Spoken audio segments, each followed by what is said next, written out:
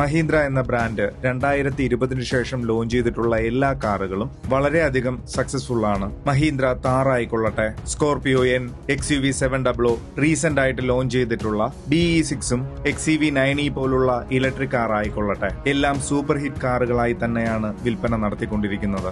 ഇതിന്റെ മുഖ്യമായ കാരണം മഹീന്ദ്ര പ്രീവിയസ് ജനറേഷൻ കാറുകളെ ഫേസ് ലിഫ്റ്റ് മാത്രം ചെയ്യാതെ പ്ലാറ്റ്ഫോം ലെവലിൽ തന്നെ ചേഞ്ചസ് ചെയ്തുകൊണ്ട് കംപ്ലീറ്റ്ലി മോഡേൺ കാറായിട്ട് മാറ്റുന്നു. ബട്ട് മഹീന്ദ്രയുടെ പോർട്ട്ഫോളിയോയിൽ ഇപ്പോഴും ഒരു കാറ് മാത്രം പഴയ ആർക്കിടെക്ചറിൽ മാറ്റമില്ലാതെ തുടരുന്നു. പറഞ്ഞു വരുന്നത് ബൊലേറോയെ കുറിച്ച് തന്നെയാണ്. 1990കളിൽ മഹീന്ദ്ര അർമദ എന്ന വാഹനത്തെ എവോൾവ് ചെയ്തുകൊണ്ടാണ് ബൊലേറോയെ ലോഞ്ച് ചെയ്തത്. മഹീന്ദ്രയുടെ അർമദ തന്നെ MM540യുടെയൊക്കെ അപ്ഡേറ്റഡ് വെർഷൻ എന്ന് തന്നെ പറയാം. എന്നാൽ ബൊലേറോയ്ക്ക് വലിയ അപ്ഡേറ്റ് ഒന്നും അതിനുശേഷം വന്നിരുന്നില്ല.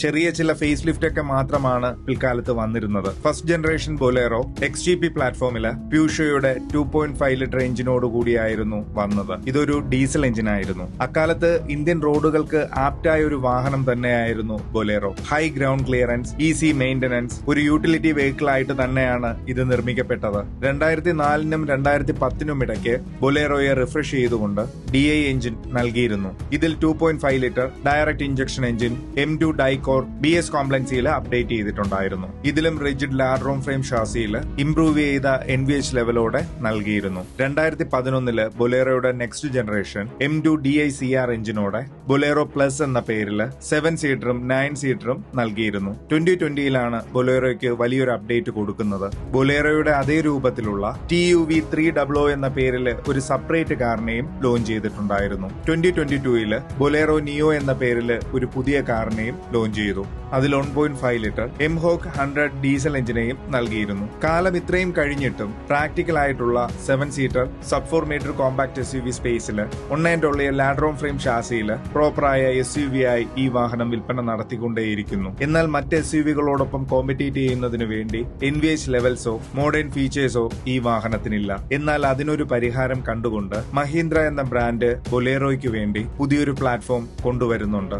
ഇതിന് ന്യൂ ഫ്ലെക്സിബിൾ ആർക്കിടെക്ചർ എന്നാണ് പേര് നൽകിയിരിക്കുന്നത്. ഇത് ഡീസൽ എഞ്ചിനും പെട്രോൾ എഞ്ചിനും വേണ്ടി മാത്രമല്ലാതെ ഇലക്ട്രിക് വെഹിക്കിളിനു വേണ്ടിയുള്ള പ്ലാറ്റ്ഫോം കൂടിയാണ്. എല്ലാ വർഷവും ഓഗസ്റ്റ് 15 മഹീന്ദ്ര പുതിയൊരു ലോഞ്ച് ചെയ്യാറുണ്ട്. വരാൻ പോകുന്ന ഓഗസ്റ്റ് 15 ന്യൂ ഫ്ലെക്സിബിൾ ആർക്കിടെക്ചറിലുള്ള പുതിയ ബൊലേറോയെ ലോഞ്ച് ചെയ്യുമെന്നാണ് അറിയാൻ സാധിച്ചത്. തീർത്തും പുതിയൊരു വാഹനമായ ഈ ബൊലേറോയുടെ എടുത്തു പറയാവുന്ന മാറ്റമെന്ന് പറയുന്നത് ഫ്ലെക്സിബിൾ ആർക്കിടെക്ചറിലുള്ള NFA മോണോകോക്ക് പ്ലാറ്റ്ഫോം തന്നെയാണ്. ബൊലേറോയുടെ റഗ്ഗഡ് ആയിട്ടുള്ള ലുക്കിന് മാറ്റം വരുത്താതെ തന്നെ മോഡേൺ ഡിസൈനെയും ഫീച്ചേഴ്സിനെയും ഇൻകോർപ്പറേറ്റ് ചെയ്തുകൊണ്ട് വളരെയധികം ഫ്രഷ് ലുക്കിംഗ് കാറായിട്ട് മാറ്റുന്നു. കംഫർട്ടിനും സേഫ്റ്റിക്കും വളരെ പ്രാധാന്യം നൽകിക്കൊണ്ടായിരിക്കും പുതിയ ബൊലേറോയെ നിർമ്മിക്കുന്നത്. മഹീന്ദ്ര താറിനു നൽകുന്ന അതേ എഞ്ചിൻ ഓപ്ഷൻ തന്നെയായിരിക്കും ഈ പുതിയ ബൊലേറോയ്ക്കും നൽകാൻ പോകുന്നത്. മാത്രമല്ല EV പ്ലാറ്റ്ഫോം ആയതുകൊണ്ട് തന്നെ EV വാഹനമായി ലോഞ്ച് ചെയ്യാനും ചാൻസ് ഉണ്ട്.